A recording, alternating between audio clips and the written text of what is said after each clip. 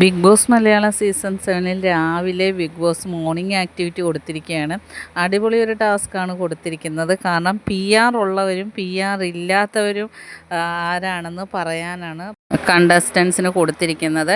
അപ്പോൾ അനീഷ് വന്നിട്ട് അനുമോളെയാണ് പറഞ്ഞിരിക്കുന്നത്. അനുമോൾ നല്ല പി ആർ വർക്ക് ചെയ്തിട്ടാണ് വന്നിരിക്കുന്നത്.